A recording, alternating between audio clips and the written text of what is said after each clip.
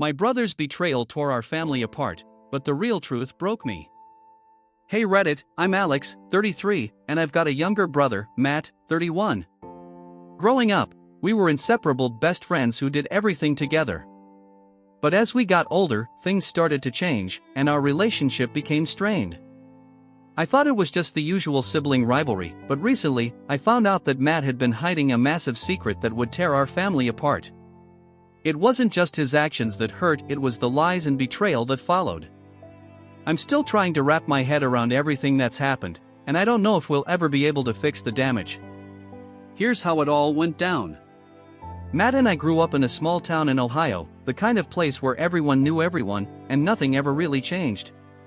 Our parents, Mark and Linda, were high school sweethearts who'd never left town. Dad worked as a mechanic, running his own auto repair shop, while Mom ran a small bakery on Main Street that was a staple in the community. We weren't rich, but we had a happy, simple life filled with family dinners, backyard barbecues, and summer road trips in our beat-up station wagon. From the beginning, Matt and I were more than just brothers, we were best friends. Matt was the outgoing one, always the center of attention with his big personality and infectious laugh. Even as a kid, he was charismatic, the kind of person who could walk into a room full of strangers and leave with a dozen new friends. I was quieter, more reserved, and often found myself living in Matt's shadow. But I didn't mind. I loved my little brother fiercely, and I was always there to watch his back, whether it was helping him out with school projects or standing up for him when he got into trouble.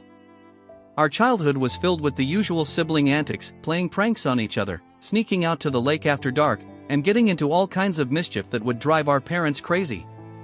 We'd turn our shared bedroom into a battleground of toy soldiers and comic book cutouts, and on rainy days, we'd build elaborate forts out of blankets and chairs, pretending we were explorers on a dangerous mission.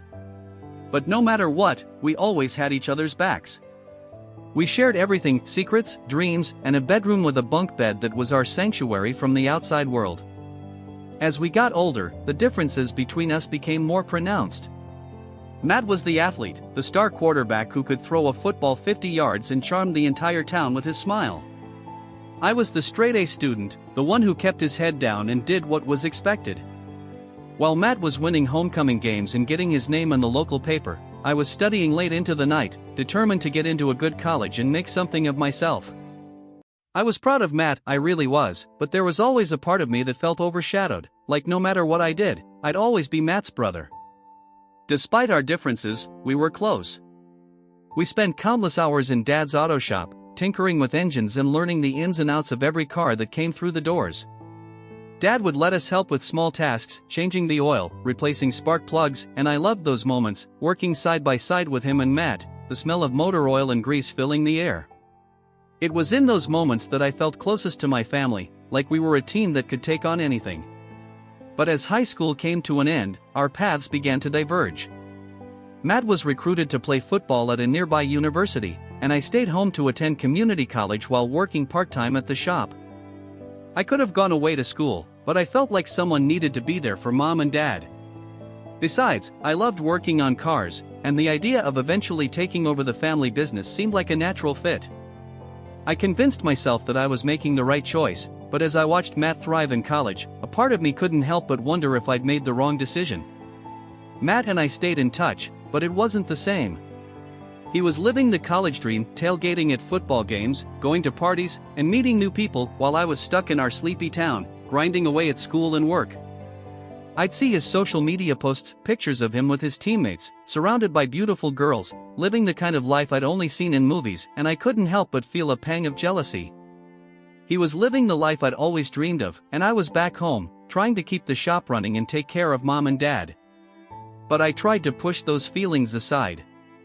Matt was my brother, and I wanted him to be happy.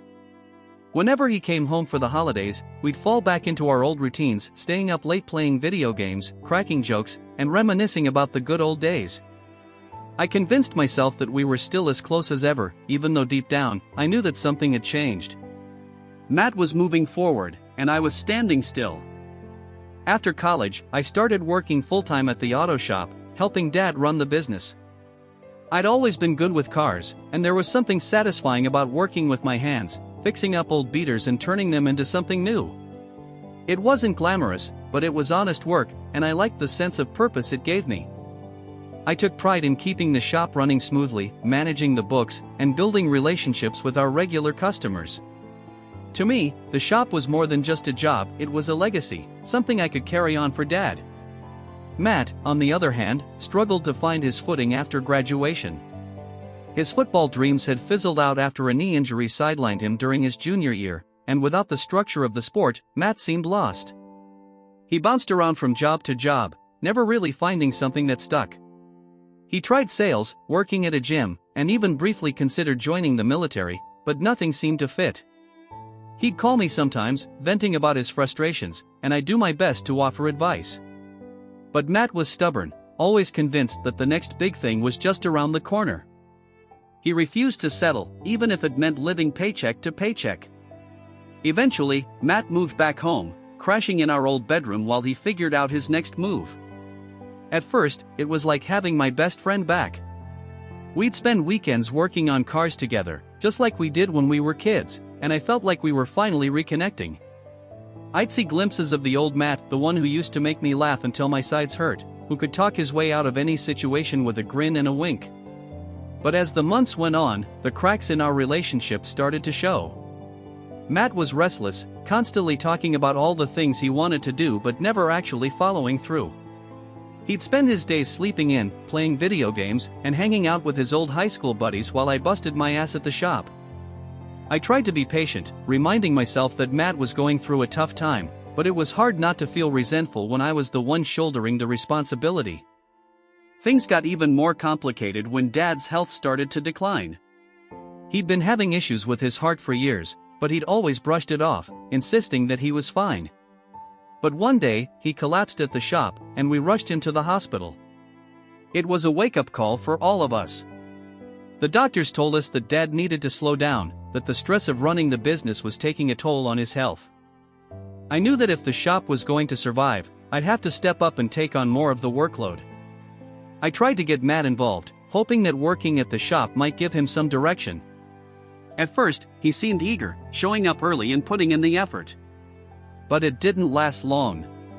Matt was never one to stick with anything for too long, and after a few weeks, he started slacking off, showing up late, taking long breaks, and generally acting like he didn't care. I'd catch him scrolling through his phone when he should have been working or making excuses about why he couldn't come in. The tension between us grew. I was angry at Matt for not stepping up, for leaving me to deal with everything on my own. But more than that, I was hurt. I felt like he was taking advantage of the situation, and I didn't know how to get through to him. Every time I tried to talk to him, he'd get defensive, accusing me of being too uptight, of not understanding what he was going through. We'd argue, and it would always end the same way, Matt storming out, and me left feeling like I'd lost my brother all over again. The strain wasn't just between Matt and me, it was affecting the whole family. Mom was constantly worried about Dad's health, and Dad was frustrated with Matt's lack of direction. I felt like I was caught in the middle, trying to keep the peace while my brother seemed determined to sabotage everything we'd worked for. The shop was struggling, and I was barely keeping my head above water. I was juggling the business, taking care of Dad, and dealing with Matt's unpredictability. It was exhausting, and I was starting to crack under the pressure. Things came to a head one night when I found out that Matt had been borrowing money from Mom without telling me. It wasn't just a few bucks here and there, he'd racked up hundreds of dollars in loans that he had no way of paying back. When I confronted him about it, he just shrugged, acting like it was no big deal. "I'll pay it back when I can," he said, but I'd heard that line too many times before. I was furious. It wasn't just about the money, it was the principle. I was killing myself trying to keep the shop afloat, and Matt was treating it all like a joke. I told him he needed to grow up, to start taking responsibility for his life, but he just laughed it off, calling me a control freak. "You're just mad because I don't want to live my life the way you do," he snapped. "Not everyone wants to be stuck in this shitty town forever, Alex." His words stung, and for the first time, I started to wonder if we'd ever be able to bridge the gap between us. I loved my brother, but I didn't know how much more of his recklessness I could take. I felt trapped, caught between my loyalty to my family and my growing resentment toward Matt. Update number 1, the big family secret. A few months after our blowout, things took an unexpected turn. Mom called me one afternoon, her voice shaky and filled with worry. She asked me to come over, saying she needed to talk to me about something important. I could tell from her tone that whatever it wasn't good. When I got to the house, Mom was sitting at the kitchen table, wringing her hands. I hadn't seen her this upset since Dad's health scare, and it set me on edge. "What's going on, Mom?" I asked, taking a seat across from her. She took a deep breath, her eyes brimming with tears. "It's about Matt," she said quietly. "He's been keeping something from us. Something big." My heart sank. I didn't know what I was expecting, but I knew it couldn't be good. Mom handed me a stack of papers, bills, letters, and court notices that had been hidden in Matt's room. I scanned through them, my stomach dropping with every line. Matt was in deep trouble: credit card debt, unpaid loans, and legal fees that added up to thousands of dollars. But the worst part was a notice about a paternity suit. Matt had a child, an 18-month-old son, that none of us knew about. I was stunned. Matt had never mentioned anything about a kid, and now, here it was in black and white. I felt a mix of emotions: anger, betrayal, and a deep sadness for the mess my brother had gotten himself into. I couldn't believe that Matt had been hiding something so huge, not just from me, but from the entire family. Mom was in tears, and I didn't know how to comfort her. She'd always been Matt's biggest defender, the one who believed in him no matter what. But this was too much, even for her. "He's drowning, Alex," she said, her voice breaking. "And I don't know how to help him." I didn't have any answers. All I knew was that we couldn't keep pretending that everything was okay. Matt needed to face the consequences of his actions, and we needed to figure out how to help him without enabling his self-destructive behavior. I confronted Matt that night, showing him the stack of papers and demanding an explanation. He looked defeated, like the weight of all his mistakes had finally caught up to him. He admitted that he'd been struggling for a long time, that he'd gotten involved with the wrong people and made some terrible decisions. He told me about his son, how he'd been too scared to tell anyone, too ashamed of what his life had become. I was furious, but I also felt a deep sense of sadness for my brother. He was lost, drowning in his own bad choices, and he didn't know how to get out. I told him that he needed to take responsibility, to step up and be a father to his son, but Matt just looked at me with hollow eyes. "I don't know how to fix this, Alex," he said quietly.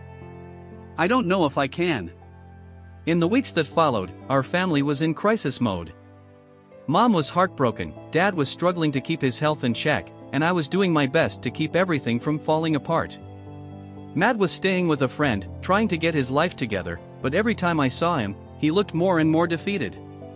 The weight of his mistakes was crushing him, and I didn't know how to help. We tried to come up with a plan.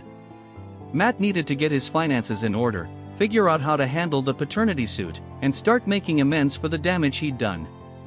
I offered to help him sort through the mess, but it quickly became clear that it was more than I could handle. Matt was in way over his head, and every time we made progress, something else would come up: a new bill, a missed court date, another lie that Matt had tried to bury. I was angry at Matt for dragging us into his mess, but I was also angry at myself for not seeing the signs sooner. I'd spent so much time resenting him for his recklessness that I hadn't noticed how deeply he was struggling. I'd always been the responsible one, the brother who had his life together, and now I felt like I'd failed him. One night, Matt called me, his voice thick with emotion. "I need your help, Alex," he said. "I'm scared." I could hear the desperation in his voice, and it broke my heart. For all his bravado, Matt was still my little brother, still the kid who used to look up to me with wide eyes and a big grin. I wanted to help him, but I didn't know how to fix something that felt so broken. We spent hours talking that night, going through his finances, and trying to figure out a way to dig him out of the hole he'd fallen into. I told him he needed to get a steady job, to start paying off his debts, and to show up for his son. Matt nodded, agreeing with everything I said, but I could tell he was overwhelmed. He'd made so many bad choices that it felt impossible to make things right. The paternity suit was the biggest hurdle. Matt hadn't been involved in his son's life, and the mother, Jessica, was fed up with his empty promises. She was demanding full custody and back child support, and Matt didn't have a leg to stand on. He hadn't even told our parents about the baby, and now he was facing the very real possibility of losing his son forever. I urged Matt to meet with Jessica, to try and work out some kind of arrangement. He was resistant at first, scared of the confrontation, but I pushed him, telling him that he owed it to his son to at least try. Eventually, he agreed, and we set up a meeting at a local cafe.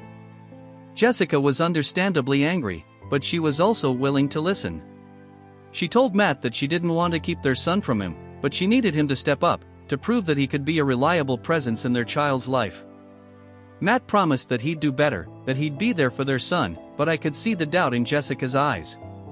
She'd heard it all before, and she wasn't sure if she could trust him. After the meeting, Matt was quiet, lost in his own thoughts. I tried to encourage him, telling him that this was his chance to make things right, but he just looked at me with a weary expression. "I don't know if I'm cut out for this," he said softly. "I'm not sure I can be the dad he deserves." I didn't know what to say. Matt was struggling, and I was struggling to keep my own anger in check. I wanted to shake him, to make him see that this was his one shot to turn his life around, but I also knew that Matt was dealing with more than I could understand. He was scared, ashamed, and overwhelmed by the weight of his mistakes. We started going to therapy together, trying to work through the years of resentment and miscommunication that had built up between us. The sessions were intense, bringing up old wounds and forcing us to confront our feelings about each other. Matt opened up about how he'd always felt like he could never live up to the expectations set by our parents, how he'd felt like the family screw-up. I admitted how I'd felt overshadowed by Matt's charm and popularity, and how that had turned into bitterness over the years. It was messy and painful, but it was also necessary. For the first time in years, we were actually really talking, and not just yelling at each other. I started to see Matt not as the screw-up, but as someone who was struggling, just like I was. He wasn't perfect, and neither was I, but we were brothers, and that had to count for something. Update number 2, the breaking point. Things came to a head a few weeks later. Matt had been making some progress. He'd found a part-time job, started paying off his debts little by little, and was trying to build a relationship with his son. But the pressure was getting to him. He was juggling so many responsibilities, and every time he took a step forward, something would knock him back. One night, I got a call from Matt's friend, saying that he'd found Matt passed out on his couch, surrounded by empty beer bottles and pill bottles. My heart sank, and I rushed over, my mind racing with fear and anger. When I got there, Matt was barely conscious, slurring his words and struggling to sit up. I'd seen him drunk before, but this was different. He was a mess, spiraling out of control, and I didn't know how to pull him back. I called Mom and Dad, and we all sat down with Matt, trying to get through to him. He was defensive, blaming everyone but himself, but it was clear that he was at his breaking point. I told him that he needed help, that he couldn't keep going down this path, but Matt just shrugged, his eyes empty. "I'm a screw-up," he said bitterly. "I always have been. What's the point?" It was the first time I'd ever heard Matt admit to his own failures, and it broke my heart. He was drowning in his own self-loathing, and I didn't know how to reach him.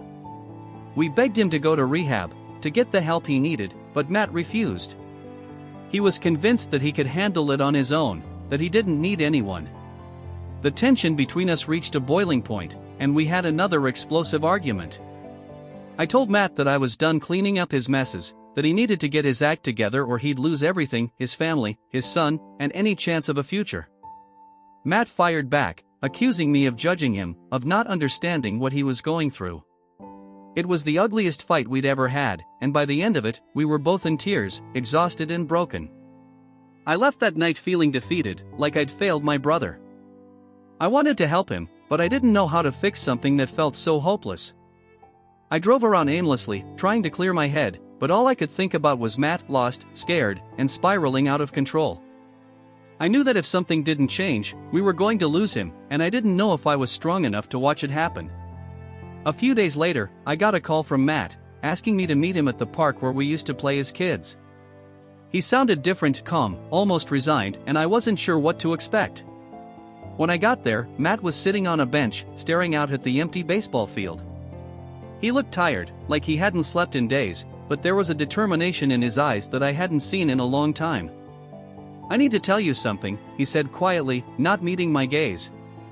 Something I'd been hiding for a long time. I sat down beside him, my heart pounding. I thought I'd heard all of Matt's secrets, but the way he was acting made me nervous. He handed me a folded piece of paper, his hands shaking. I opened it, my eyes scanning the words, and my breath caught in my throat. It was a DNA test, a paternity test that proved that Matt wasn't the father of Jessica's son. My mind was racing. If Matt wasn't the father, then why had he been paying child support, and why hadn't he told us the truth? It didn't make any sense. Matt, what the hell is this? I demanded, my voice shaking with anger. Matt looked at me, his eyes filled with a mix of shame and relief. I found out months ago, he admitted. But I didn't say anything because I don't know. I felt responsible, like I'd failed everyone. Jessica needed help, and I didn't know how to walk away. I was stunned. Matt had been carrying the burden of a child that wasn't his, sacrificing his own life to support a lie. I didn't know whether to be angry or to pity him. It was like Matt had gotten so caught up in his own guilt and need to prove himself that he'd lost sight of who he was. He'd let the lie snowball, dragging our entire family down with him. The revelation changed everything. We confronted Jessica, who admitted that she'd known all along that Matt wasn't the father but had gone along with it because Matt was willing to help. It was a twisted, heartbreaking mess, and it left us all feeling more betrayed than ever. I didn't know what to feel. I was furious at Jessica, but I was also furious at Matt for letting it get this far. He'd made a mess of his life trying to do the right thing for the wrong reasons, and now we were all paying the price. Our family was fractured, and I didn't know if we'd ever be able to put the pieces back together. Matt was devastated. He'd poured so much of himself into trying to make amends, into proving that he could be a father, and now he was left with nothing. I watched as he struggled to pick up the pieces, torn between anger and heartbreak. He didn't know how to move on, and neither did I. Update number 3, finding a way forward. After the truth came out, Matt finally agreed to get help. He checked into a rehab program, determined to turn his life around, and I started seeing a therapist to deal with my own anger and resentment. Our family was still in shambles, but for the first time, it felt like we were on the right path. Matt was finally taking responsibility, and I was learning how to let go of the guilt I'd been carrying. Matt and I started talking again, slowly rebuilding our relationship. It wasn't easy, and there were days when I wanted to scream at him for all the pain he'd caused. But I also knew that he was trying, that he was fighting to be the person he'd always wanted to be. We started working on cars together again, finding solace in the familiar routines of our childhood. It was a small step, but it was something. Mom and Dad were still struggling, but they were doing their best to support Matt through his recovery. We'd have family dinners, awkward and strained at first, but gradually finding our way back to each other. It wasn't perfect, but it was progress. Matt began volunteering at a local youth center, mentoring kids who were going through similar struggles. It was his way of giving back, of making amends for all the mistakes he'd made. He was still paying off his debts, still dealing with the fallout of his actions, but he was moving forward, one day at a time. As for me, I was learning to let go of the resentment I'd been holding onto for so long. I'd spent years trying to be the perfect son, the responsible brother, and it had taken a toll on me. I was finally starting to realize that I didn't have to carry the weight of everyone else's problems, that it was okay to set boundaries and take care of myself. We were still dealing with the fallout from Jessica's deception. She and Matt were trying to navigate their complicated relationship, figuring out how to co-parent in a way that made sense for everyone involved. It wasn't easy, but it was a start. Matt was determined to be there for his son, even if the circumstances weren't what he'd expected. Final update, finding forgiveness and moving on. Hey Reddit, it's Alex again. It's been a year since everything came to light, and I wanted to give you all an update. This past year has been a roller coaster filled with pain, anger, and a lot of hard conversations. But it's also been a year of healing, of learning how to forgive and move forward. Matt is doing better. He's been sober for 6 months, working hard to rebuild his life and his relationships. He's still volunteering at the youth center, and he's even started taking classes to become a certified counselor. I'm proud of him, even if I still struggle with the hurt sometimes. Our family is slowly finding its way back to normal. Mom and Dad are doing their best to support Matt, and we're all learning how to be honest with each other. No more secrets, no more lies. It's been a long road, but we're getting there. As for me, I found peace in letting go of the anger that used to consume me. I've reconnected with old friends, started taking better care of myself, and even taken a few road trips just to clear my head. I'm learning that it's okay to put myself first sometimes, that I don't have to be the one holding everything together all the time. Matt and I are still working on our relationship, and I'm hopeful that we'll get back to being the brothers we once were. It's not easy, and there are days when I still feel the sting of betrayal. But I'm choosing to focus on the future, on the possibility of rebuilding something better. To anyone out there dealing with family drama or feeling overwhelmed by the weight of someone else's mistakes, just know that it's okay to take a step back. It's okay to set boundaries, to say no, and to put yourself first. You can't save someone who doesn't want to be saved, but you can choose to save yourself. Thanks for being part of my journey. Here's to second chances, to finding forgiveness, and to moving on from the things that try to break us.